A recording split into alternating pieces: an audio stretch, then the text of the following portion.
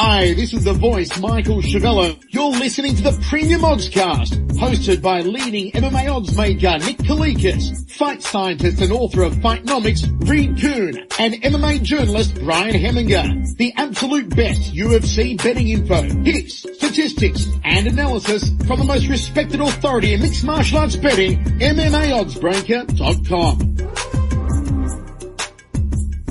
Welcome to the Premium Oddscast, presented by 5 Times Sportsbook. I'm Brian Heminger, joined today by leading mixed martial arts oddsmaker Nick Kalikas to break down this Saturday's UFC on Fox 22 event, which takes place in Sacramento, California. If you're unfamiliar with our format, myself and Nick will break down the fight card from top to bottom, providing extensive analysis and a pick for each fight after doing our film study for the event. Looking back at our last event, we went 1-0 on our premium bets for UFC 206 to profit 2.175 units overall. We also lost our 1 unit free bet. Back to the present, UFC on Fox 22 features a 13 fight card in total and will be aired on UFC Fight Pass, Fox Sports 1, and Big Network Fox this Saturday night. Let's dive right in. Now, kicking off the preliminary card on Fight Pass is a welterweight contest between Bojan Velickovic, who is 14-3-1, and Sultan Aliyev, who is 13-2. Now, Nick, where did you open this fight, and how has the public shifted things so far? I opened Velickovic minus 210, the comeback on Aliyev at plus 160. Right now, over at our sponsored sportsbook, 5dimes.eu. It's currently Velickovic at minus 155. Aliyev is at plus 135. So dog action coming in early. It's been pretty steady. I mean, there's some buyback right now on Velickovic as well. So I'm sure we're going to end up with a decent amount of two-way action on this fight for the sportsbooks overall in general. Aliyev, of course, the former Bellator veteran. A lot of people know him from his stint there, and he had some success. I mean, that loss to Rhino was definitely controversial there for him. But again, he's the type of fighter that has a ton of power. He has the takedown ability to get the fight to the floor, grind people out as well, but he's more known for his knockout power in the feet. Unfortunately for Aliyev, his debut didn't go so well in the UFC. I mean, a lot of people were kind of hyped about it and glad this guy was making the cut down to 170 pounds. And against Robertson, he ended up getting knocked out. So maybe 170 pounds isn't quite the right division for Aliyev. But again, from his background, I mean, he has the ability to take the fight to the floor. He's strong. He's physical. He's got knockout power. He's a little bit unorthodox on the feet. So he's a dangerous fighter. He can do pretty much everything. He can grind people out or knock them out on the feet as well. Now, he's not the type of guy that's going to get you down and try to submit you. That's just not his style. Velickovic, on the other hand, is a little bit more of the well-rounded fighter overall, and I think he's the type of fighter that continues to improve his game. He's going to be a little bit longer here. I think 170 is the right weight class for him. He's fought up at 185 pounds in the past as well. But Velickovic at 170 pounds, I think, is a tough out for a lot of guys. He's technical, he's clean, his stand-up is pretty diverse, and he has the ability to hurt people on the feet as well. He doesn't have huge knockout power, but he can definitely get the job done. He has enough technique that he can land hard enough that it definitely affects people for sure. And then underground, he's pretty slick with his submission game. His offensive wrestling's pretty good as well. And then his defensive wrestling continues to improve. I mean, in the past, that's been a little bit of a kryptonite for him where he's been put on his back and controlled a little bit, but he manages to scramble out, get back to his feet in most cases now. And again, that's becoming less of a problem for him, so which is good to see. So I've been a fan of Velickovic. I mean, he's the type of guy that's honestly been around the sport for a long time. He's only 27 years old, and he continues to improve. So this fight should be pretty good. I mean, I think technically speaking, Velickovic is just a little bit better. I think he does have the advantage over Aliyev here. He's going to have the advantage as far as reach on the feet a little bit. I trust him, even though he has been wobbled in the past. I still trust him as far as chin goes overall because he's the type of guy that seems to recover fairly quickly, even if he is rocked. And I think he probably will maintain this fight upright and stay off his back a little bit. So I expect if it does hit the scorecards, Velickovic is going to win this thing. I expect if there is a finish in this fight, it's probably going to be Velickovic winning that as well. So it's hard not to pick against Velickovic here. I think that he is just the better fighter at this point of his career, and I think it's probably going to show. And I'm hoping that he does get the W here and starts kind of a nice little run. I know he's coming off of that majority decision draw to Mike Graves. Graves is a tough out, so I really believe that wasn't a bad situation for him. And before that, of course, he won a couple fights. So he's definitely on a nice little, I guess, winning streak despite that draw. And I think with this fight here, he gets back on track and he starts making some waves in the 170-pound division. So my pick officially is going to be Velickovic. When Sultan Aliyev was making his UFC debut, a lot of people just thought that he was going to be the same blanket that he was in his Bellator run, where he was stifling even as a middleweight, and he was just very difficult to deal with. He could get on top of you and it was very frustrating. And he didn't do that. I mean, he came out there firing out of the gate, winging punches, throwing a lot of spinning stuff, really wild, really reckless. And Kenny Robertson just caught him coming in and put him out cold. And Kenny Robertson is not known for his striking. So that opened my eyes quite a bit. And the fact that just how easily he went down. I mean, Robertson doesn't normally have a lot of power. So I just think, Aliyev maybe was just in a little too over his head. Maybe the weight cut down to welterweight sapped into his durability a little bit. Sometimes that happens when a fighter drops an extra weight class.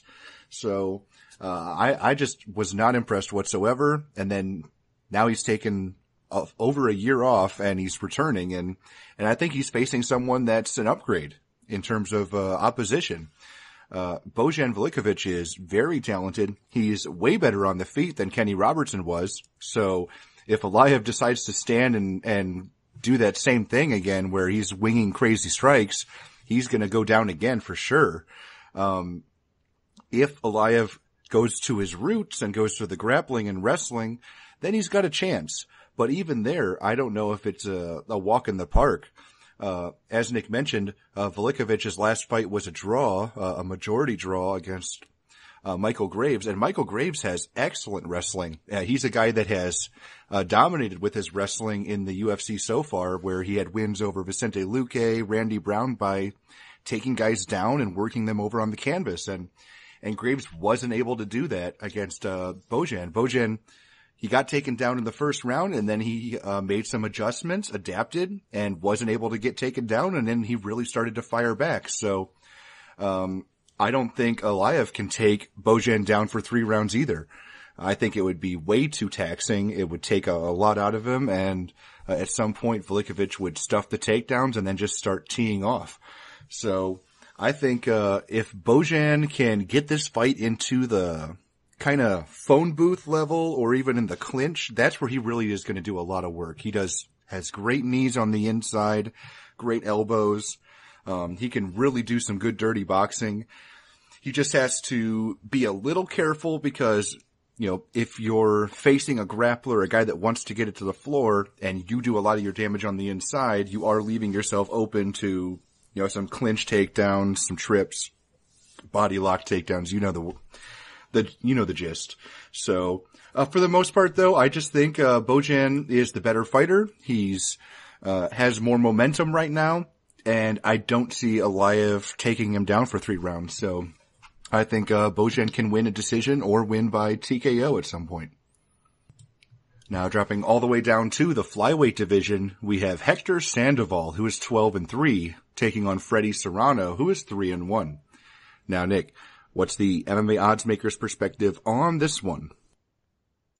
I put Serrano minus 170, the comeback on Sandoval plus 130. Right now it's actually flipped to Sandoval minus 125, Serrano plus 105. So virtually I pick them with a slight lean towards Sandoval, and action has come in that way, obviously, to flip the line like that. So more people are impressed with Sandoval, I guess, overall, compared to what they've seen recently from Serrano. Now, of course, Sandoval has a background. He's training with Team Alpha Male, so he has an elite group of guys that are in the lighter weight classes, such as flyweight, bantamweight type of fighters that he's going to be training with here. So he gets to wrestle with some of the best in the world, obviously, some of the best ground guys, period. His submission or his stand-up game, he's got guys in that realm as well. So he's got a complete team around him. I mean, you really, again, I know that there's been some issues with Alpha Male recently. A lot of them are heading over to Denver or whatever with Ludwig and crew. But that being said, there's still quite a bit of talent left over in Alpha Male, and I think Sandoval is definitely going to reap the benefits from that. So that being said, he's a typical Alpha Male type of fighter. I mean, I think he's got a little bit more holes in his games than the usual guys. I mean, he's a little bit wild, a little bit more aggressive, at times, and sloppy aggression at times, I guess, than some of the guys on the squad. But he's the type of guy that on the feet can definitely hurt you. He's got power. He's got speed. He's got some wrestling ability as well. He can be put on his back, but he does seem to scramble up. So he's one of just these complete fighters that I think, again, as he progresses throughout his career, I mean, he's not a young gun by any means. He's 30 years old. So, but still, maybe with his experience in the UFC, he starts to improve fight by fight. I mean, in his debut, unfortunately for him, I mean, he fought a very game Wilson Hayes that obviously he came into the bout on short notice, Sandoval did, to take that fight. So, I mean, that was kind of going against him right there, but Hayes was able to finish him early in round 1. So he's not going to have that issue with Serrano. I mean, Serrano is definitely a decent ground guy. He's a wrestler as far as background goes. He's another one of these short, stocky, powerful guys. He has a little bit of a stand-up game, which can be effective, obviously. Even with his kicking game, it can be effective. So Serrano is one of those guys that's also improving. But at age 37, I mean, how high of ability or how much can he improve his game to go to that next level, and how much time does he have left? I'm not so sure, but Serrano's definitely a game fighter. I mean, again, that strength, his ability to slam people down and get the takedowns, and then his power on the feet is definitely something to watch out for. So in my opinion, this is a true coin flip type of fight. I mean, I could see it realistically going either way. I think this is going to be an ultra competitive decision. It's going to probably come down to who's controlling top position on the ground with a quick takedown or two, who's going to be able to maintain on top, or once it does stay up on the feet, who's going to be winning the stand-up exchanges. And I think overall, I'm going to slightly have to lean a little bit more towards Sandoval as well. It's not a confident pick, and the way everybody's betting Sandoval, it's actually almost making me not like him as much. But again, in my opinion, it is kind of a toss-up type of fight. But I think what's going to happen here is we're going to see a close competitive battle with Sandoval basically edging it out, basically on points over Serrano more than anything else. So I'm going to go his way, but this is the type of fight that both guys are so similar that truly, I mean, flip a coin to see the outcome here. So it is a true pick-em type of fight, but I'm going to lean a little bit more towards Sandoval. Not a confident pick, though. Freddie Serrano, to me, is kind of like a less experienced, more raw, less refined version of Yoel Romero. I mean, they both come from really impressive amateur wrestling backgrounds. They're both tremendous athletes. They both got into the MMA game way late. But Serrano got in even later. I mean, he's only had 4 professional fights. He did compete on that Ultimate Fighter season of Tough Latin America. But for the most part, Serrano is just getting a little bit too late of a start. I mean, yes, he does have 2 wins in the UFC, but it's not exactly like they were against world beaters. Yao Zakui and, so I don't think that it's the most amazing thing that he was able to start his UFC career with 2 straight wins. His last fight, Ryan Benoit, it was just kind of even though Benoit is not that good, a guy that basically is, a stand-up guy that wants to just wing big punches, Serrano couldn't really keep up with him. Serrano was throwing a lot of spinning stuff, a lot of, flashy attacks, and nothing was landing. So it just was not a great performance by Serrano. So, and he ended up losing the decision. So I think this time around, if Serrano does that again, then Sandoval's just going to outpace him. Sandoval's a guy that is very aggressive, high action, high volume striker, puts a lot into his strikes. So if Serrano gets into a firefight with him, I think Sandoval gets the better of it. If Serrano wrestles with Sandoval, I definitely can see Serrano getting takedowns. I don't know if he can keep him down though. As you saw in Sandoval's UFC debut, which was on super short notice against Wilson Hayes. And you gotta remember, Wilson Hayes was planning to fight for the title at that show. And then the champ, Demetrius Johnson, dropped out. So that was his replacement. So Wilson Hayes was preparing for, to fight the best in the world and ended up fighting Sandoval instead. So it's not a huge shocker that Sandoval lost that fight. But even then, Hayes grabbed about 3 or 4 takedowns and Sandoval got up the first 3 times. So, depending on how good Freddie Serrano's top control is, he might just gas himself out looking for takedowns if that's his game plan in this fight, is to drag this fight to the floor. And if it's a stand-up fight, yeah, Serrano has a lot of power and he's athletic, so he can land some pretty crazy stuff, but I don't think he can keep up with Sandoval. So I'm in agreement with Nick. I think that this is Sandoval's fight to lose as long as he can keep this fight upright and as long as he can keep the high pace going without slowing down. So my pick is going to be Hector Sandoval as well. Now moving up to the bantamweight division, we have Eddie Wineland, who is 22-11-1, taking on Takeya Mitsugaki, who is 21-10-2.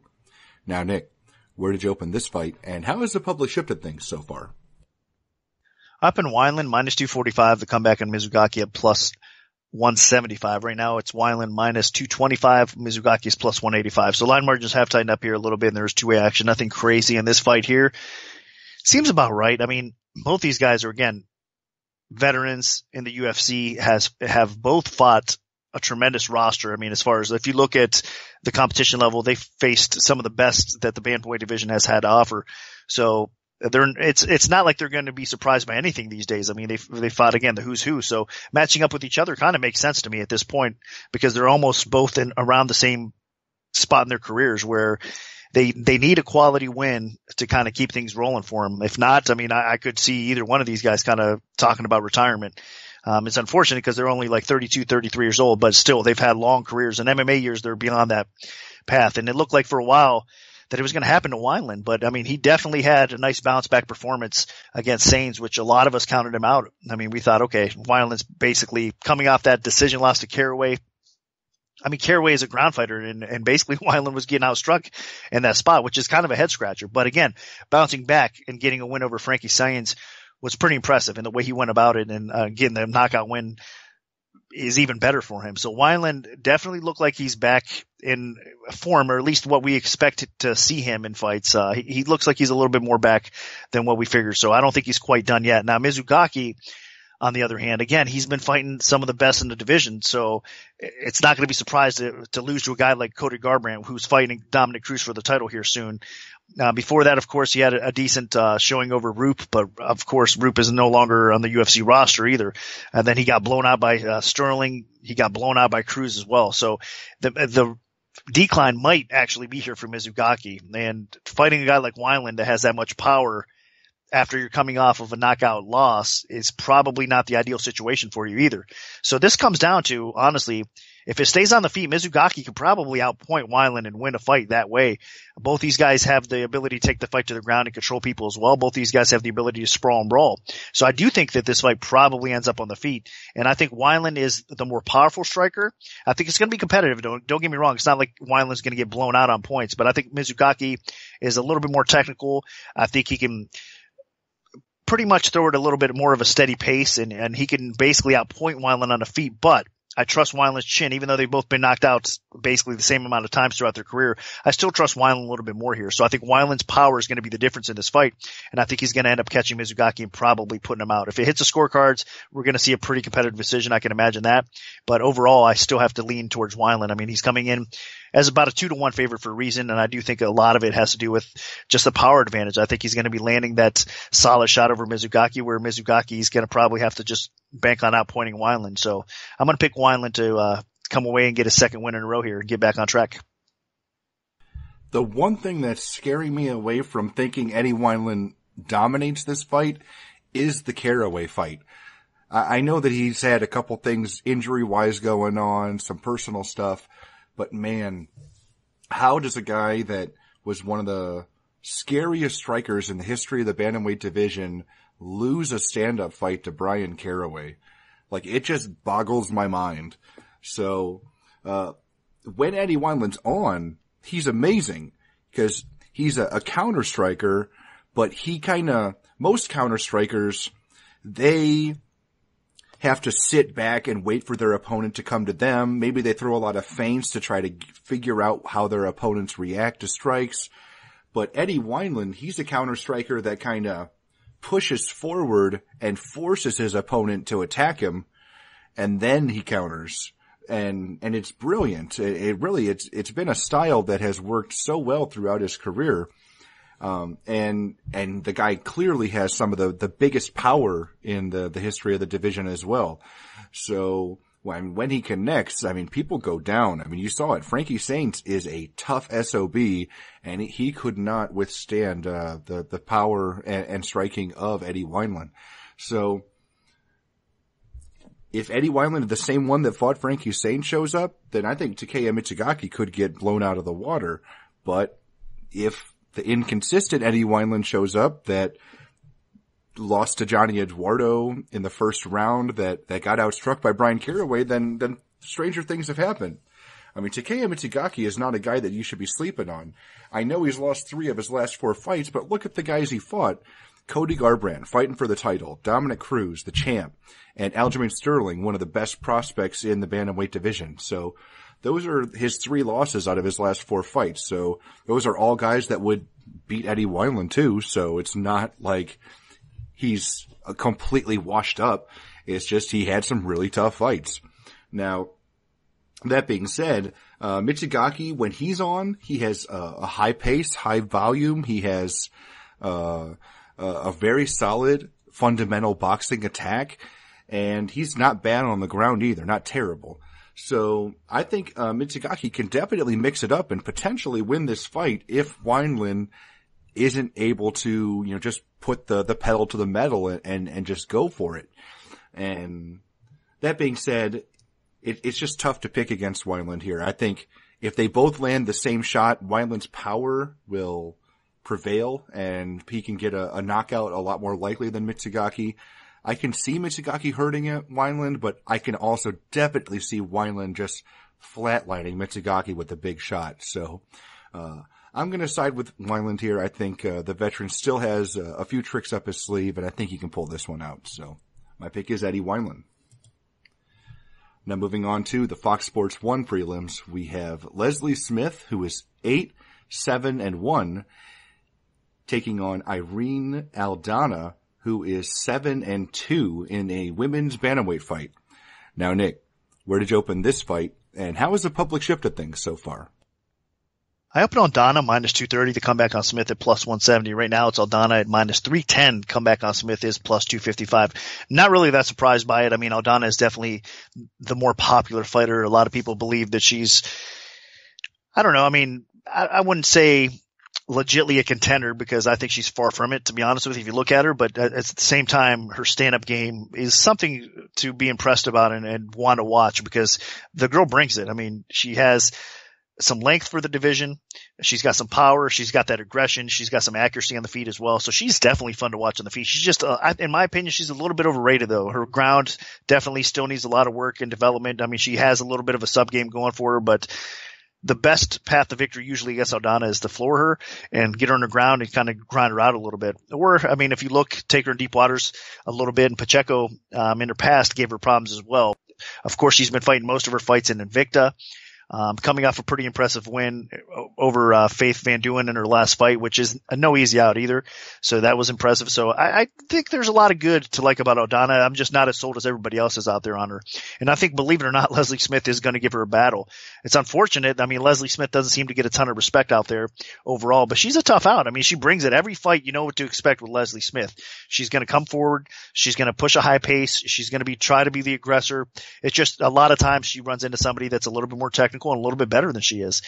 That's why she's almost at a spot right now where she has about a 500 record. Not to mention, it didn't really help all that much that her ear exploded against Jessica Ai, and it was basically, ripping off there. So it's something to watch out for too in a fight like this, especially against Aldana, because I mean, Aldana could definitely do some damage. She has enough power to maybe simulate that again. I hope not. I mean, for crying out loud, hopefully that isn't going to be a concern in this fight. But outside of that, I mean, Smith is, again, a tough, aggressive fighter. She's going to try to grind people out a little bit. She does have a better ground game than Aldana. And I think even on the feet, even though she's going to be getting tagged and picked apart a little bit, I mean, she's tough as nails. She'll keep on coming. And she's going to make this an interesting fight, to say the least. So I think she's going to hang with Aldana. Unless Aldana goes out there and floors her in a couple punches, I think this is going to be a war. But I do think that Aldana should get by in this fight and probably comes away maybe with a late stoppage. Maybe she busts Smith up and gets a stoppage that way, or she possibly wins on the scorecards. But I'm not as sold as everybody else is, because again, Leslie Smith is one of these people that, in my opinion, pushes a high pace. She's just a grinding style, tough to get rid of, but she's just not really overly, impressive in any particular area. She's not an awesome striker that's just going to overwhelm you on the feet. She's not that wrestler that's going to take you down, slam you, and just dominate you on the ground either. So Smith is just solid everywhere. She's not great anywhere type of fighter, where Aldana has definitely a lot more upside, and she can be a special fighter if she keeps on improving. So I'll lean a little bit more towards Aldana, but those of you guys that are going to put her in parlays and whatnot, just be careful out there, because Aldana, I'm telling you, she's a little bit overrated. She's not quite as good as everybody thinks she is. I agree that Aldana is a little bit overrated, but you do have to at least give her some credit here. I mean, in all of her wins, she has won by stoppage and she has dominated. So when she's winning, she is winning hard. You look at her Invicta fights, she had 5 fights in Invicta. 4 of them were first round stoppages, and her loss was for the title against Tanya Evinger. And that's a fight that kind of was the most telling because, when she has space, Aldana is ferocious. She has really good power, about as good power in her hands as any woman in the 135 pound division. And she is extremely aggressive and is able to jump on submissions when she hurts her opponents too. So, very opportunistic. But that being said, she's not amazing defensively, both with her striking defense. I think she moves pretty well, but when she's ready to attack, she's not afraid to eat shots to send them out. So that is something to consider. And she's not that great with her ground defense. Evinger was able to take her down and keep her down and just kind of beat her up and just wore her down. And then by the 4th round, she was able to get a stoppage victory. Now, in this fight, I don't see Leslie Smith being able to employ that attack. Leslie Smith is very aggressive. She's very fun to watch. She's a high volume striker, very good conditioning, is just able to go. She's fearless. I mean, she took on freaking Cyborg in Chris Cyborg's UFC debut. So she's not afraid of anybody, but sometimes that's almost to a fault. And I think in this fight, she's going to get in some trouble here. Leslie Smith just is not on par with Irina Aldana on the technical level on the feet, and I don't think she can withstand Aldana's power and pace. So if Aldana starts to connect, I think Smith can get knocked out for sure. Cyborg dropped her. As Nick mentioned, Jessica Eye exploded her ear because she had some cauliflower ear going. And I think Aldana can do the same thing. I just think she lights her up on the feet and probably gets a TKO victory. But just be careful out there because Aldana, as good as she is not as well-rounded as some of you guys may think. So I'm going to pick Aldana, but again, just be careful. Now moving on, we have a lightweight contest between Josh Emmett, who is 10-0, and Scott Holtzman, who is 9-1. Now, Nick, what's the MMA odds maker's perspective on this one? Up in Emmett, minus 230. The comeback on Holtzman at plus 170. Line staying fairly steady. Right now it's minus 180 for Emmett. The comeback on Holtzman is plus 158. So actually, as if this morning it was steady, it dropped a little bit more here, it seems like recently. So a little bit more action coming in on the underdog, Holtzman, to drop the line some. But I'm sure it'll be, again, hovering around that 2-1 mark for the most part along the way. Emmett, man, I mean, what can you say about the guy? Another one of these team alpha male fighters that's, I mean, but kind of one of the bigger guys in alpha male as far as the weight class goes. He's 155 pounds, a true lightweight, a true powerhouse. And his win over Tuck was nothing but impressive. I mean, he took that fight on short notice in his UFC debut and showed you what he could do. I mean, the guy has a ton of power in his hands. The guy has a good wrestling game where he can put most people on his back, control them. He's got obviously a good submission game to go along with it. So he's a very well-rounded fighter and he's a powerhouse to go along with it, which makes him that much tougher, I think. And he's got that accuracy. He's got that little bit of confidence that goes along with it, a little bit of swag from alpha male. All those guys, seem to know how good they really are. I don't know, if that translates or not at times, but it seems in the most part it has. So I think he's fits right in that mold. And Emmett against Holtzman here probably has a lot of success. I mean, Holtzman matches up fairly well with Emmett because Holtzman's another one of these guys that's strong. He's got that wrestling background. He's able to keep fights upright for the most part and usually outpoint people on the feet. And he can do some damage too because he's not exactly a weak fighter by any means. So he's a powerful guy as well. So you have power versus power here, going kind of up against it. But I think what the difference is going to be, I mean, Holtzman's able to kind of bully most people around and he's not going to be able to do that against Emmett. He wasn't able to do that against Dober, why he lost that fight. That's why he struggled a little bit. And that was the first time. I mean, that was his only setback throughout his career. He rebounded nicely against Pfister, in his last fight. But that being said, I think he's not going to be able to do that against Emmett either. So he's not going to be able to be the bully in the fight. Emmett's going to be the one that's going to be making him pay for it. If Holtzman is coming in overly aggressive, Emmett's I mean, punching power and his accuracy is going to definitely play into this. So I think it's Emmett's fight to win or lose. I think it is going to probably be competitive because, again, matchup wise, styles make fights, and they do match up fairly well together. I think it comes down to Emmett just basically being a little bit better of a striker of the two, and I think he's going to be landing the harder shots along the way as well. And I think he can stay off his back and not be bullied in this fight. So with all that being said, it should lead to a scorecards win for Emmett. I do expect it, again, to be competitive, but if anybody finishes this fight, I would think that it's probably Emmett maybe knocking Holtzman out as well. So if there is going to be a stoppage, I lean towards Emmett. If it hits the cards, I lean a little bit towards Emmett. So it's hard not to pick Emmett in this spot over Holtzman. But I do think that Holtzman is going to be game, and he'll definitely put it a tough fight or a tough test for Emmett to pass in his second UFC fight. So this is a good progression for the UFC to match him up this way, and I think it's one that he passes, though. So Emmett is my pick to win. This fight could definitely be competitive. The main thing here for me is Scott Holtzman primarily lives by the ground, dies by the ground. He has a solid overall grappling game, and he has some pretty good clinch takedowns, trip takedowns. But when he gets in there against really good wrestlers, he usually ends up getting on bottom position because he loses scrambles. That happened against Drew Dober, even though Dober, is not exactly an elite ground fighter, but Dober was able to get top position against him, and Holtzman couldn't do much about it. And Holtzman did have a little bit of trouble, holding top position in his last fight against Cody Pfister. I mean, for the most part, Holtzman won that fight because he outworked Pfister on the feet. And, in the stand-up, Holtzman landed, a nice head kick that hurt Pfister. He was aggressive. He had pushed a good pace, but that was against Cody Pfister. I don't think he can do the same thing here against Josh Emmett. Emmett looked really crisp in his UFC debut, and you just have to remember, this guy made his UFC debut. It was on 4 days' notice. Yes, he was training for another fight, but it was 4 days' notice, and he had to travel to Europe from California. So the complete other side of the world. And he was able to not only do that, but win. And he was dominating that fight until he hurt his finger in the third round. So I really do like Emmett here. I think he's got a lot of talent. He has really nice technical stand-up. He has a lot of power, and he has good combinations. Holtzman showed some improvement in his stand-up in his last fight, but I don't think he's quite on the level of Emmett. And if he gets into a stand-up fight against Emmett, I expect Holtzman to lose that.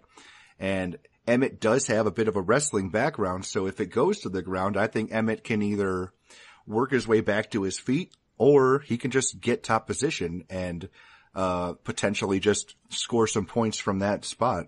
So unless Holtzman has continued to develop his stand-up game and has surpassed Emmett, which I think is an unlikely situation, then I see Josh Emmett being a Team Alpha Male guy fighting in Sacramento. I expect him to win this fight and potentially win it convincingly. Now, moving up to the welterweight division, we have James Muntasri, who is 9-4, taking on Alex Morano, who is 12-3. Now, Nick, where did you open this fight, and how has the public shifted things so far? Up in Muntasri, minus 150, the comeback on Morano at plus 110. And right now it's actually Morano minus 115, Muntasri is minus 105. So staying near pick'em type of spot, but obviously the public action coming in on Morano early on here.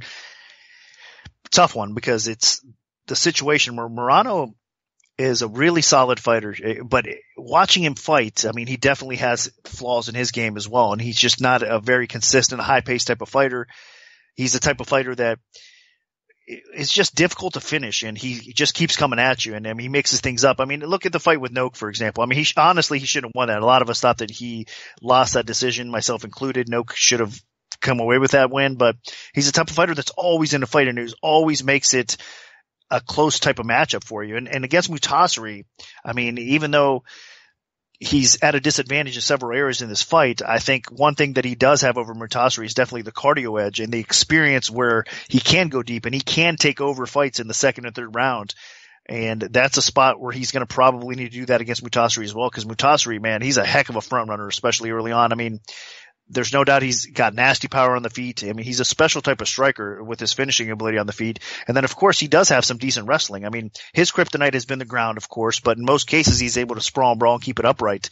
It's the problem with Mutasari is he does throw so much power into most of his strikes that he does tend to wear himself out as the fight progresses. And then against a guy like Morano, where he can withstand the punishment and just kind of hang in there and then find his spots as the person tires. I mean, that's is kind of stylistically a pretty decent matchup for him, but is he going to be able to weather the storm? Because Morano does get hit quite a bit and he's been rocked in the past. And Mutasari, he's not one to not finish the job once he starts it. I know, again, I mean, dating back to his debut against Ellenberger, he was a front runner, almost finished that fight several times. Ellenberger came back and stole that decision, which I thought Mutasari wanted, honestly. But that being said, and that was against Joe Ellenberger, by the way, not Jake, of course. But that being said, Mutasari has improved since then. I mean, he had, again, a setback against Kevin Lee that Lee looked phenomenal in that fight. But Mutasari's better than that. So at 170, I think he has found a spot where he's more comfortable with his weight. I think his cardio can be a little bit better as well in this weight class at welterweight. So far, so good for him. But I don't know. It's hard to trust him all the way because as the fight progresses, I mean, it's one of those spots that he could let you down, and then Morano could come away with a decision type of win here. But overall, I just do think Mutasari is the much better fighter on the feet. He's the much more dangerous fighter. Morano isn't going to be able to get Mutasari down, at least in round one early on. In fact, I think Mutasari actually out of the two has a better wrestling, and he might be able to put Morano on his back. So we'll see how that goes, because if any kryptonite in Morano's game through the years, it's definitely been that he's been controlled a little bit too much on the ground, and sometimes he's content to just stay on his back. But I don't think that's going to be the case here. I think more than anything else, these guys kind of neutralize each other out on the ground as it goes, and I think it stays standing. And if it stays standing, Mutasari is the better striker of the two and the more dangerous striker of the two. So I have to lean his way. So I'm going to go against the public grain here, and I think that Mutasari, hopefully his cardio does hold, because if this thing does drag out, I will be a little bit concerned. But overall, I think Mutasari can win this fight. He is the better fighter. I think he's the more dangerous fighter of the two as well. So I'm going to pick him to win this fight. If you've watched Mutasari's fights so far in the UFC, both at lightweight and at welterweight, so far his kryptonite has been guys that wanted to get the fight to the floor and avoid the stand-up exchanges with him. And those were the three fights he lost. Granted, the Joe Ellenberger fight could have and probably should have gone Mutasari's way, but that was one where a guy was looking for takedowns. The Kevin Lee fight clearly was looking for takedowns. And his last fight, Alex Oliveira grabbed 2 takedowns and was able to win a decision. So in all the fights where Mutasari has been allowed to stand and bang, he's clearly won. Now, against Alex Morano, I don't think that's going to be a problem at all. I mean, honestly, Morano's the guy that's usually worried about people taking him down. He has atrocious takedown defense for the most part, gets put on his back all the time.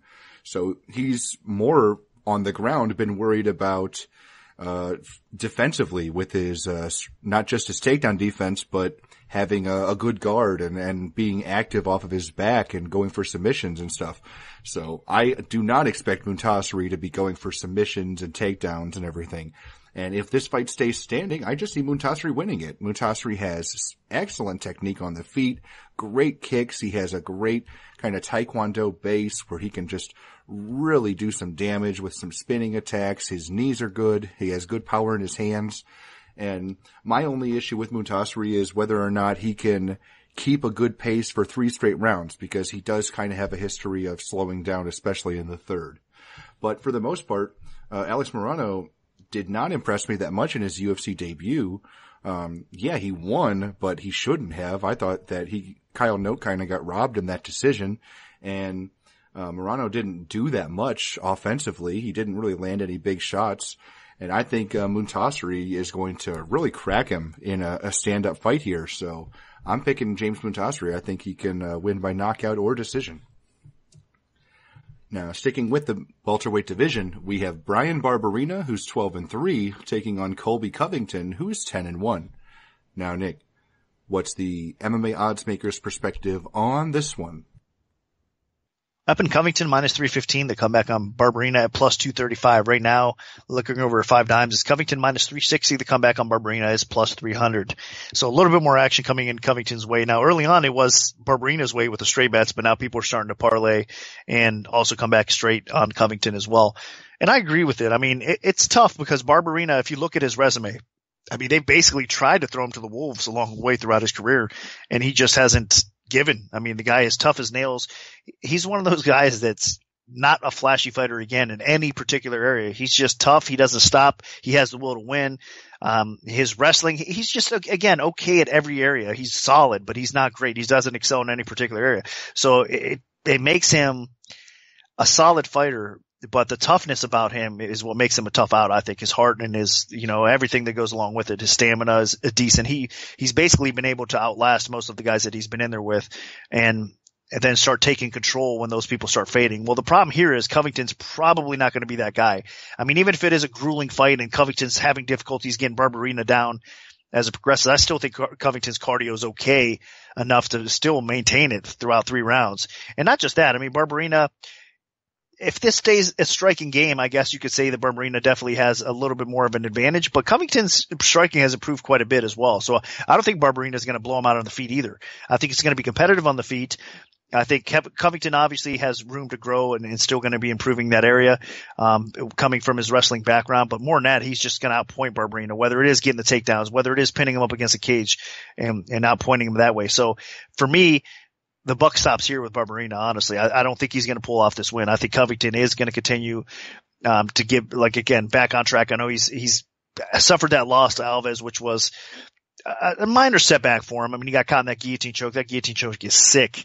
So, I mean, I don't even fault him for it. I think he has probably learned from that, and it's only made him better. But beyond that, I mean, Covington looks like he's getting better fight by fight, and I think he's going to continue to progress here. So I just think stylistically this is a bad matchup for Barberena because he's not going to probably be able to outlast the guy. I think Covington's going to be too much for him in pretty much every area. So I'm going to pick him to win this fight. So Covington's my pick.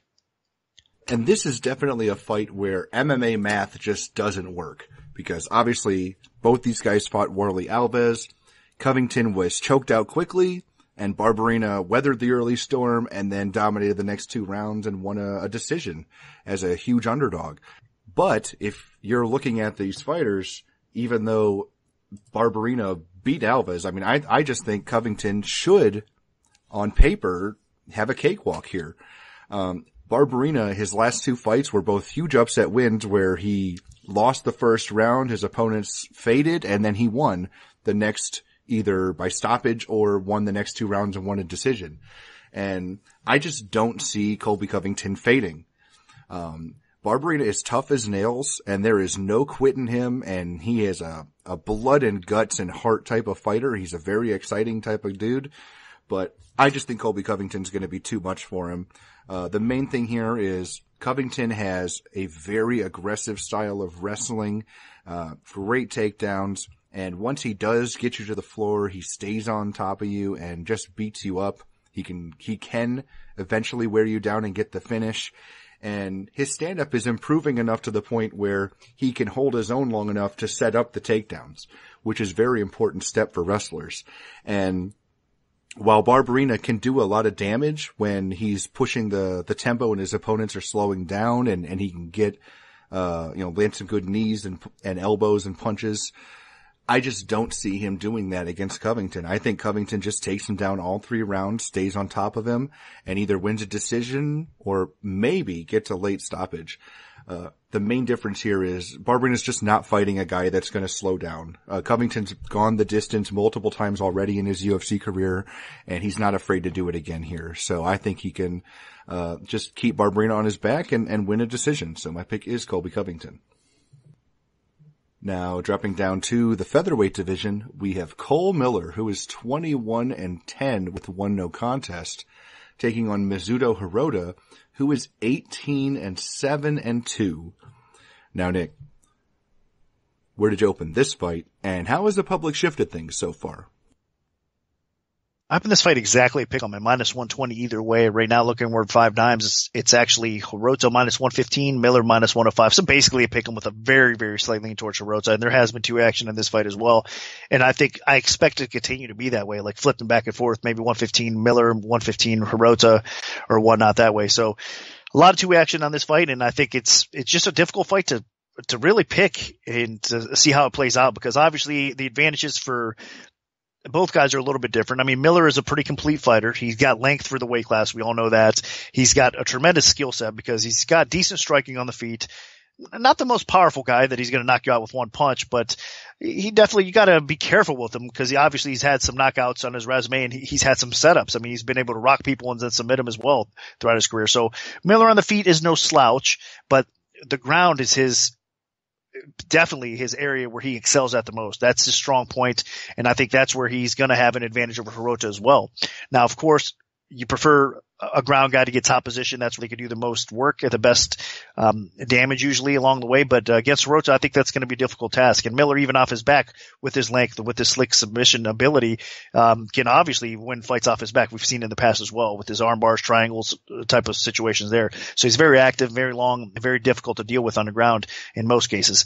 But Hirota is a type of fighter that, even though he comes from a striking-based background, I mean, he's been working his game for a long time now, and he's actually faced a lot of good submission guys, and he's come away with only one submission loss throughout his career, so that's pretty impressive. If you look at his resume, who he's faced, and only being submitted once, I think that's kind of a win for him, all considering, again, he's basically a striker that's had to evolve into a complete mixed martial artist, and he's done that. So what this comes down to is Hirota going to be able to have his range on the feet and find success hitting Miller and with his accuracy and his power and trying to make his life miserable, or is Hirota going to be able to get the fight to the ground? Because I think as far as wrestling goes here, believe it or not, I think Hirota might have the edge and might be able to get a takedown or two, but is he going to want to play that game against Miller? I'm not so sure. So this comes down to, can Hirota use his striking ability and land the harder shots and punish Miller on the feet, or is Miller going to be the one that kind of sets the pace, sets the tone on the feet a little bit with his length, and then on the ground has a big advantage here? It's tough. I mean, we're really not going to know until they get in there. I'm kind of on the fence with this as well. It's a pick'em type of fight for sure. I could see it realistically playing out either way. I'm going to lean a little bit more towards Hirota though, because I think if he doesn't get submitted here, if it hits the scorecards, I think he's going to be a little bit more impressive on the judges' scorecards. He should win the decision there. And then I do trust his chin a little bit more than Cole's as well. I mean, he isn't getting any younger. He's 35 years old. I realize that. But I think if anything, Hirota hits hard enough that I could see him kind of putting Miller out. And I don't see Miller probably knocking Hirota out, even though with that length, and like I said, it's probably a little bit underrated striking on Miller's end as well. So I'm just slightly leaning a little bit more towards Hirota to win this fight. We'll see how it plays out, but I think that's going to be my official pick. My main issue here is that Mizuta Hirota, as much of a solid veteran as he is, as talented as he is, and as much success as he has had outside the UFC, he just has not been able to replicate that success inside the octagon. His first stretch in the UFC did not go well, and that includes his run in his fight in Strikeforce against Pat Healy, which was competitive, but again, he lost. And then after that Japanese reality show, he made it to the finale. The final battle was against Ishihara, and they've battled to a draw. So he's still, after basically 4 fights under the Zuffa banner, is winless. And I don't think it gets any easier here. I know Cole Miller is not at the best of his career. He's on a bit of a decline, but he's still dangerous. I mean, he's a guy that still has power in his hands. He has a massive 7-inch reach advantage over Hirota in this fight. He is way taller, way longer, and he is, in my opinion, significantly better on the ground, although Hirota might have better wrestling. So that is one thing to consider. Though the one thing that I'm concerned about with Miller is his last fight against Alex Caceres. Caceres was just able to get inside on him in the first 2 rounds and just beat him up with repeated combinations. Miller just was not able to keep him at bay with his length.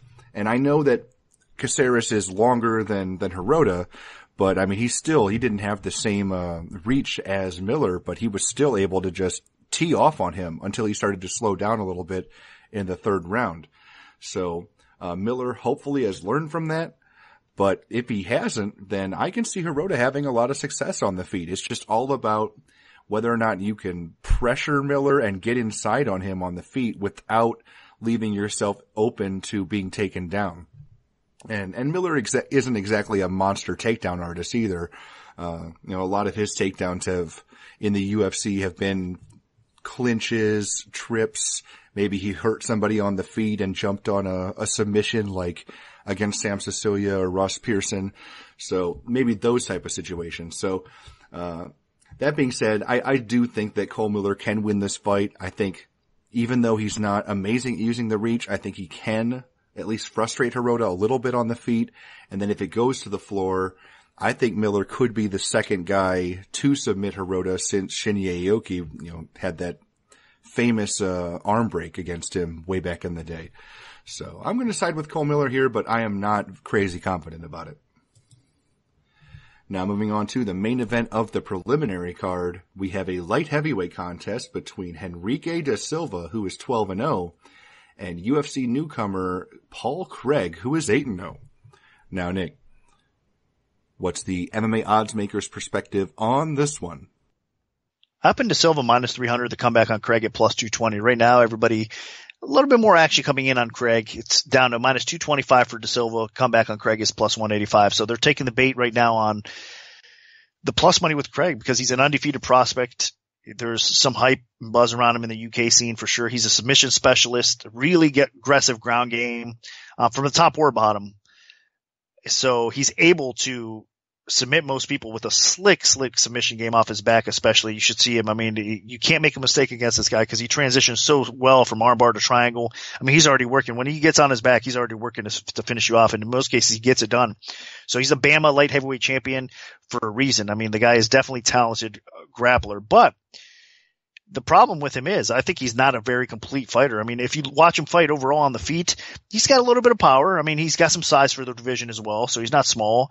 But he's just not overwhelming with his strikes. I mean, he kind of sits back a little bit too much sometimes, and you could definitely land on the guy. You could put him in some trouble. And then his takedown game isn't that great either. So I think what he needs to do is drag the fight to the floor any which way he can, whether it's a trip. I mean, he has had some double leg takedowns in the past where I've seen that were okay, but against higher level competition, is it really going to work? I don't think it is. So the problem for Craig is I think he needs to have this fight take place on the ground, and he needs basically da Silva to put him there. And I don't know if it's going to work out that way. We'll see what kind of IQ da Silva has in this fight here. Of course, da Silva having a BJJ background in his own right, he's never been submitted in the past, but he's more well known for his striking. And that's how he's going to get the job done here, I think, as well. I mean, we've seen BJJ black belts get submitted in the past, so I don't think he wants to fiddle around with Craig's guard or even get in that situation here where you have a clear path of victory, which is kind of standing there, keeping the fight upright and then just landing your devastating striking attack, which obviously da Silva has plenty of. So I think that's where stylistically it's a tough matchup for Craig. I know he's that undefeated prospect again coming in with some buzz around him, but I think he's just going to run into a brick wall here against da Silva. I think da Silva is going to make him pay for it on the feet. I think it's going to pretty much be a clear win for da Silva here, and I think he probably wins the fight by stoppage. So if da Silva doesn't get caught in the sub, which I think he probably does not, he's going to win it. I don't think it goes to scorecards. I think da Silva does get the job done before it does. So my pick is da Silva to defeat Craig. Watching Paul Craig fight in all of his previous fights before the UFC, especially his Bama run, he does have a really solid overall ground game, but everywhere else it's not that great. I mean, his wrestling is average to below average. His stand-up is definitely leaves something to be desired, and his overall top control is not that great. So that actually takes out a lot of opportunities for him to beat Henrique da Silva. Da Silva is most vulnerable to guys that have a lot of power, that can step inside with some explosive ability and just crack. And Paul Craig just cannot do that. Da Silva that's where he's most vulnerable, is big, powerful stand-up artists in the light heavyweight division. And that is just the opposite of Paul Craig. Da Silva has a solid overall ground game. He's used it against stand-up strikers to win, to come back against fighters that maybe he was losing against. And I think his ground game is definitely good enough to avoid a lot of the tricks that Craig would throw at him on the canvas and just either get back to his feet or just survive and then eventually get back to his feet. Because Henrique da Silva is going to want to keep this fight standing against Paul Craig. Paul Craig has a dangerous submission game. He's got guillotine chokes, triangle chokes, you name it, he can do it. he doesn't have the best ability to gain a dominant position on the ground. So that is another thing. A lot of people, once they get to the UFC, they can't pull off some of the submissions they used to be able to pull off. So the best submission artists are people that have a lot of control on the ground. And I don't see Paul Craig having a lot of control on the ground, especially against somebody like Henrique da Silva that knows what he's doing on the canvas. So for the most part, I just see this fight staying standing. Paul Craig will try to get it to the floor repeatedly. I don't think he has a lot of success with it. And then eventually Henrique da Silva is either going to clip him and put him out, or he could just play it safe and ride this out to a decision, outpointing him. So my pick is going to be Henrique da Silva as well. Now moving on to the main card, we have a welterweight contest between Alan Jouban, who is 14-4, and Mike Perry, who is 9-0. Now Nick, where did you open this fight, and how has the public shifted things so far? I opened Perry minus 140 to come back on Jouban at even money. Right now, looking over 5dimes.eu, it's currently Perry minus 130, Jouban is plus 110. And there has been two-way action on this fight as well. Early on was Jouban, now we're started getting some action back on Perry as well. And it'll continue. I mean, both these guys are known for what they do best, and that's striking, and that's knocking people out in most cases. I mean, Jouban is a talented striker. No doubt about that. I mean, unfortunately for him, I mean, if you look at his resume, he could be even better because I think he beat Alves and he lost that decision. I mean, I'm sure most people out there do as well. So that was one setback on his resume there for him. Of course, he did lose to Tumenov, and that is not a bad loss in a way. I mean, unfortunately for him, he got knocked out, so that's never a good thing, but Tumenov is one of the best strikers in the whole sport, in my opinion. I mean, he's definitely a technical, precise striker, which is a lot different than Perry. I mean, Perry is more of the power punching wrestler type of knock your head off type of guy he's got some technical skill at times, but he's not as technical as a guy like Tumenov. So this is definitely an interesting fight. And if you, like I said, if you look at it throughout Jouban's career, he's performed relatively well, although there is some signs of him slowing down as the fight progresses a little bit as of late. I know he's got some other stuff in his career. I mean, as far as modeling goes, he's a busy guy. I mean, Jouban is definitely a guy that I'm not sure how much focus time he has to put into this sport. It seems like he's a full-time fighter though, for the most part. But that being said, I mean, his cardio does seem to give him some problems as the fight progresses, especially against aggressive fighters that look to take the fight to the floor or that like to push a high pace on the feet as well. So that'll be interesting to keep an eye on. Maybe it's nothing. Maybe I'm looking into that a little bit too much, but I think that is definitely an issue for Jouban. Now, Perry, on the other hand, I mean, he's been coming off of a couple pretty impressive wins. I mean, if you look at it, what he was able to do with Lim, I should say, excuse me, that was a pretty impressive win for him. And then coming back and beating a guy like Roberts, which at the time was that undefeated type of prospect. I realized he had a lackluster performance in the fight before, but still, Roberts getting a win like that as well. So back-to-back quality wins to start off your UFC career. And of course, they were on short notice as well. So you got to give credit where credit's due, and Perry has performed better than I thought he would, honestly, because coming into the UFC, I thought Perry was one of these guys that, of course, he hits really hard. I mean, he's got that special type of knockout power, but he had some flaws in his game. I mean, he gets hit a lot. He's been taken down before that I've seen as well. And I mean, I didn't think his chin was going to hold up as well as it has, but so far in his UFC career, it's really looked okay. So I think what's going to come down to here is that power is going to really make an impact on Jouban. Jouban, he's been rocked in several of his fights. Now, he's tough enough that he doesn't wilt under that pressure. He doesn't have that quit in him, so he ends up kind of gathering himself well and getting back into the fight and finishing things off strong. So you got to respect that from Jouban. But is he going to get a second chance with a guy like Perry? I'm not so sure. So I think Perry's power on the feet is going to be a little bit too much for Jouban. I think it is going to be a striking war that I could realistically see ending either way. But if I had to pick one of these guys, I'm going to go with Perry. I think this fight does stay upright, and they just get in a firefight. And what happens is I think Perry lands that big bomb before Jouban, and he probably puts him out. So I am going to lean with Perry. I just think right now he's got momentum on his side. He's going to be a little bit more confident because he's kind of almost got that ignorance about him where he doesn't – I mean, he's undefeated. He doesn't know what a loss is, and he thinks he's better than he actually is. And that confidence level might actually come into play here.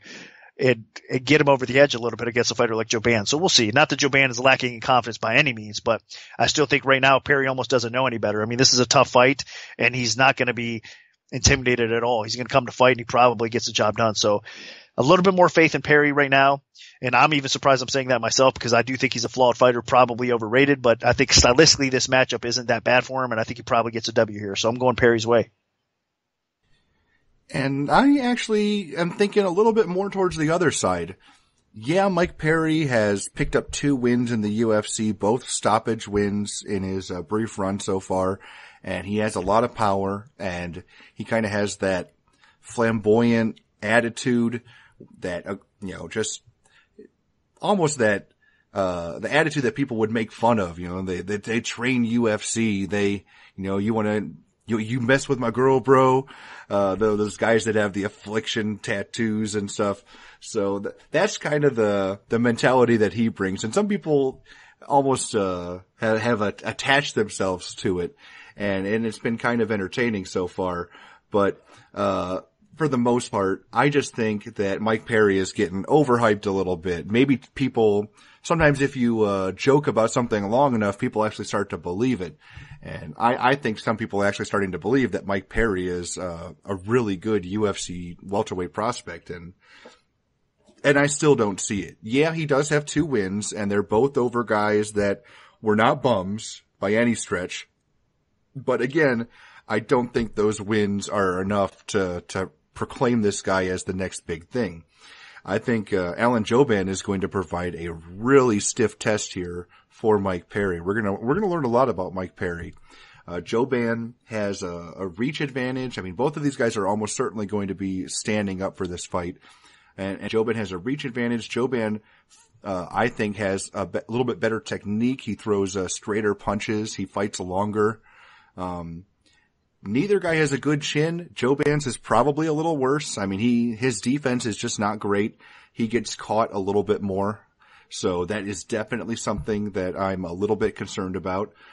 Both guys push a high pace, but Jouban is a little bit more accurate too. So I think, for the most part, I think just Alan Jouban being a little bit more experienced and having been in there against a few tougher guys, not just in his UFC run, but before his UFC run as well, I think that gives him a little bit of an edge. And even though Mike Perry hasn't shown a bad chin in the UFC, I definitely know that he has been, blasted when he was fighting outside the UFC by people that were clearly not on the level of somebody like Jouban. So I think that Jouban can win this fight. I mean, it's really going to boil down to, can Jouban avoid getting cracked by something really nasty from Perry? And Perry definitely has that knockout ability. He has power, so if he connects, then Jouban can definitely get hurt and get put out. But I think that if Jouban fights technically, uses his distance properly, has been improving his defense, then he can definitely win this fight. I mean, Mike Perry is a bit sloppy, he's a bit wild, and as long as Jouban doesn't get suckered into a brawl, then I think he can win a technical stand-up fight. He just has to avoid getting into those wild, crazy exchanges like we saw in the Cub Swanson Doo Ho Choi fight this past weekend. If that happens, I think Mike Perry wins the fight hands down. But if Jouban can pick Perry apart a little bit and frustrate him, then I think that Perry will start to make even more mistakes that Jouban can capitalize on. So I'm going to side with Alan Jouban here. Now, dropping down to the bantamweight division, we have a potential double retirement fight here between a pair of longtime veterans of the sport in Uriah Faber, who is 33-10, and Brad Pickett, who is 26-12. Now, Nick, what's the MMA Oddsmaker's perspective on this one?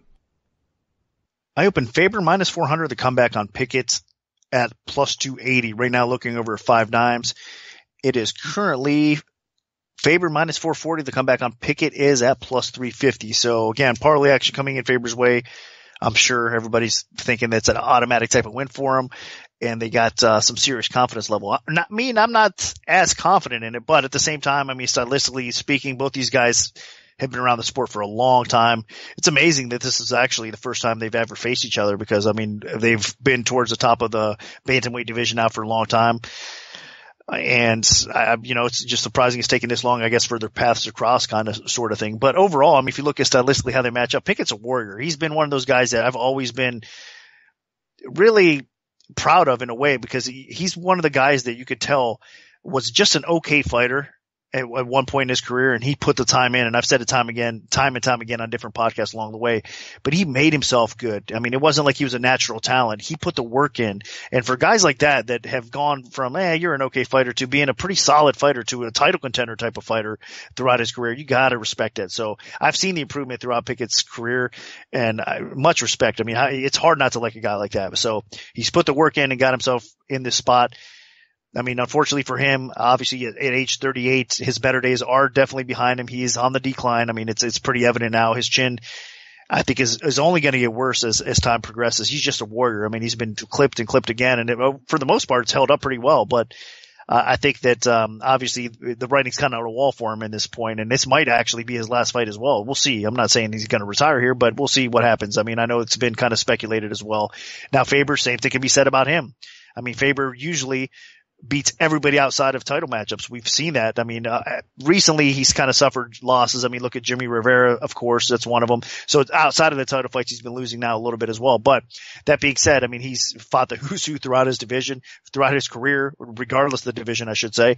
And he's performed awesome. I mean, what more can you say about Faber? He's a well-rounded fighter, smart fighter.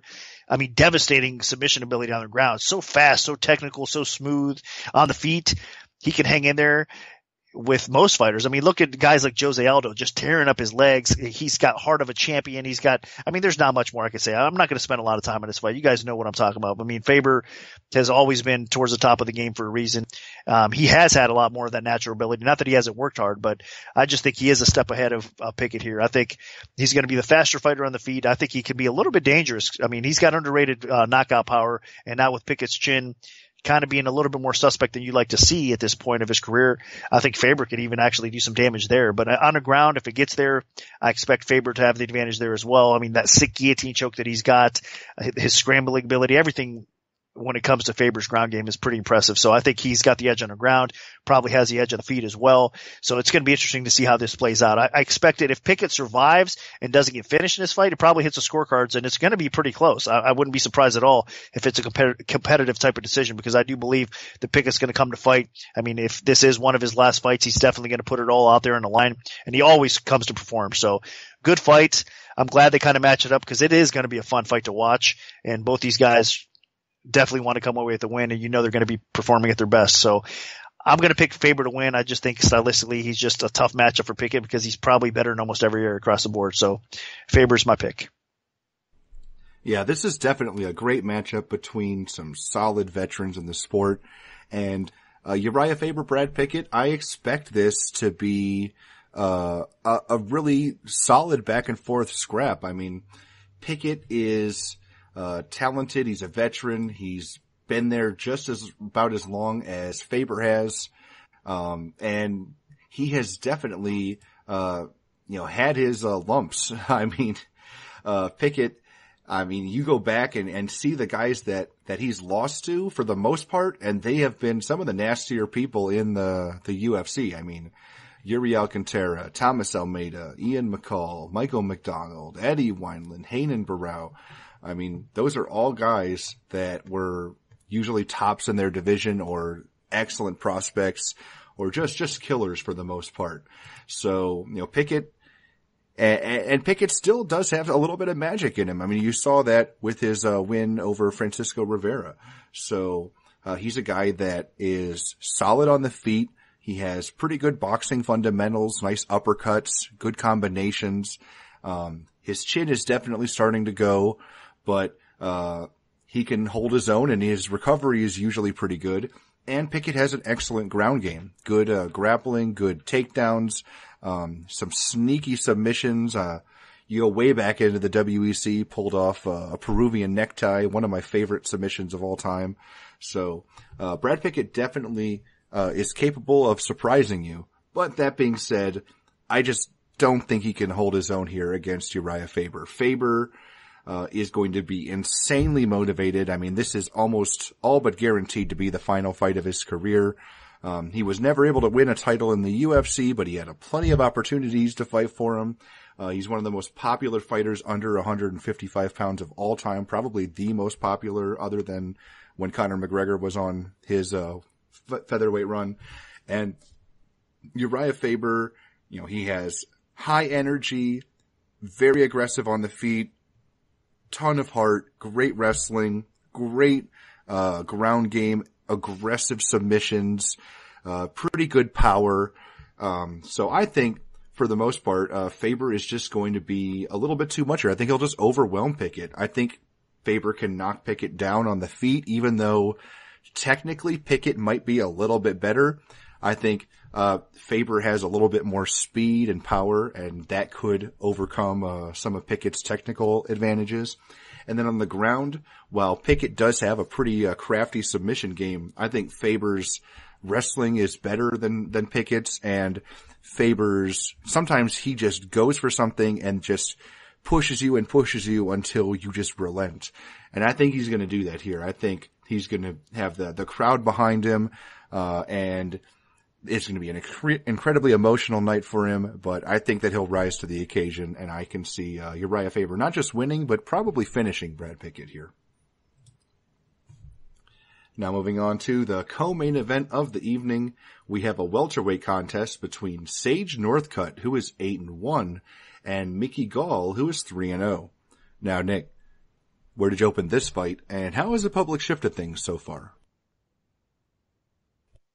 I opened up Gall minus 140, the comeback on Northcutt, even money. And tough line to set. I mean, especially with all the hype surrounding Northcutt.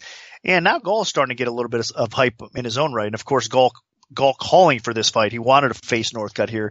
Makes this fight definitely interesting. As far as line movement goes so far, Gall's at minus 120 right now. Northcutt's at even money at 5 dimes.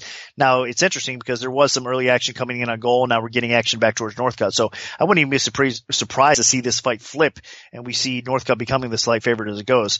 That being said, I'm not sure if it's really justified. It is definitely an intriguing matchup because what we know from Gall thus far, he's a really good grappler. I mean, we knew that was his strength coming into the UFC, and he's performed relatively well. If you look at his win over Punk, he derailed that hype train awful quick. His win over Jackson, that was pretty impressive as well.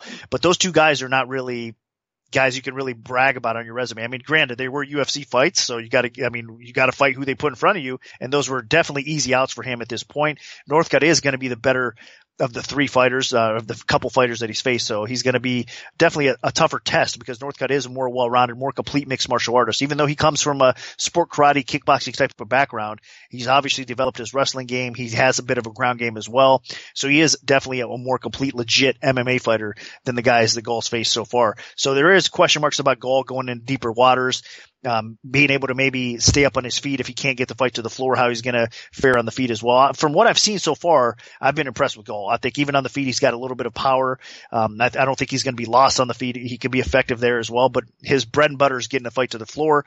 And on the floor, I think he could dominate a lot of people, especially at 170 pounds. So I think that Gall's jiu-jitsu game is legit, and it's going to give Northcutt all sorts of problems. So Northcutt's going to have to try to keep off the ground against a guy like Gall. He's going to have to try to, I think, use his strength, which is going to be his speed, his athleticism on the feet, his diverse striking skill to do some damage along the way and kind of mix things up. I think Northcutt wants to avoid the ground, even though he has a pretty sick guillotine choke. He's got an okay ground game overall. It's not going to be up to par with Gall's, as I mentioned. So he wants to stay away from that and try to exploit things on the feet. On the feet, though, Northcutt has been rocked a little bit as well. So I do question his chin. I do question Northcutt's cardio as well. We could see that he slows down in round 2 and round 3 as the fight progresses typically. So there's some question marks surrounding Northcutt that he needs to address. I know he's been working hard, and I expect to see probably the best version we've seen of him because he's been training with some great training partners, training with Rufus Sport. He was getting Woodley ready, of course, for a fight as well that he recently had, obviously. So Northcutt has been in the gym with some good fighters. I'm expecting him to get better and better. And with that athleticism that he has, I mean, he's probably going to soak some of this stuff up like a sponge. So he's got a long way to go. He's only 20 years old. So I'm expecting improvements from Northcutt. But again, on the other hand, Gall's only 24. Same thing can be said with him. So both these guys are young guns that are going to keep on improving. But this is definitely an intriguing matchup. Styles make fights.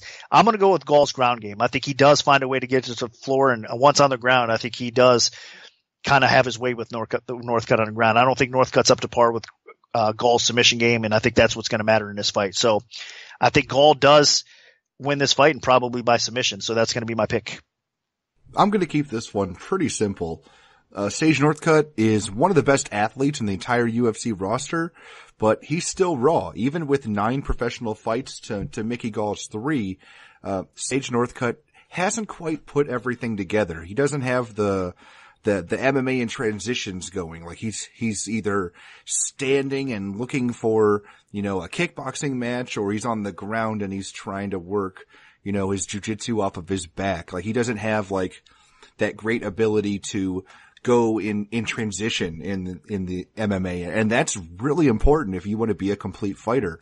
You need to be able to easily get to your feet if somebody takes you down. You need to be able to, land a big strike out of the clinch, or, knee a guy as you're getting up from the ground. There's a lot of little things that Sage Northcutt doesn't do yet.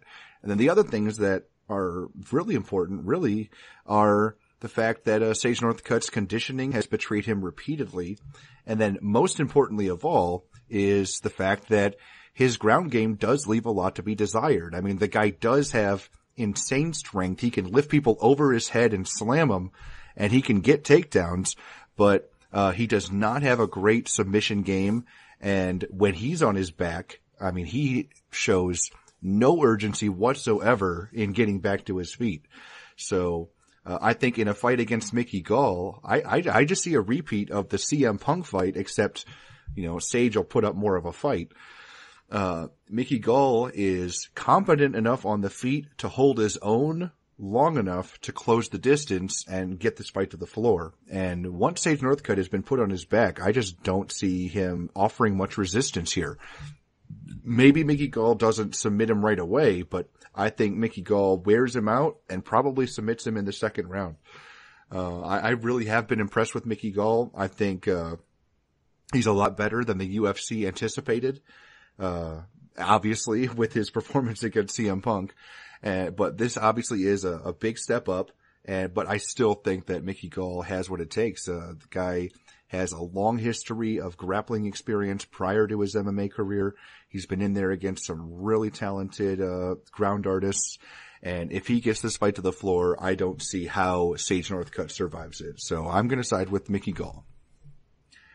Now moving on to the main event of the evening, we have a women's strawweight fight between Paige VanZant, who is 7-2, and Michelle Waterson, who is 13-4.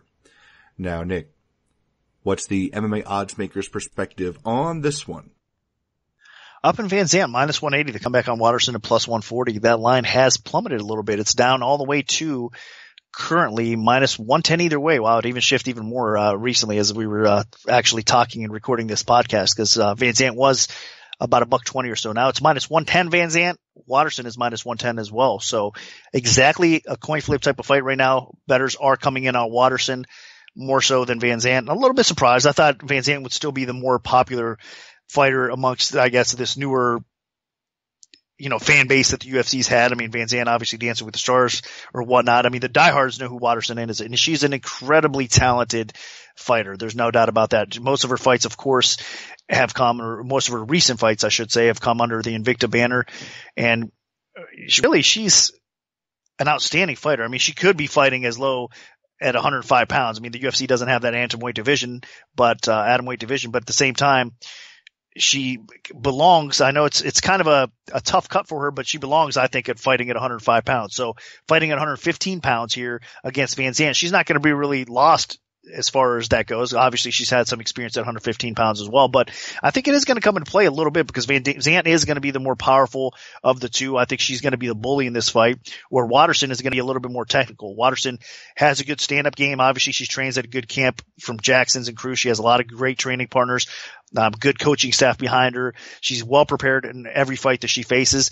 But she's just, to me, a little bit inconsistent with some of her performances, though, in the past. I mean, if you look, she comes away with a really solid win, and then her next fight, she looks maybe not up to par as much as you'd like her to look. I mean, she's just not as consistent as you'd like to see. But again, technically speaking, she has a technical skill set on the feet, on the ground.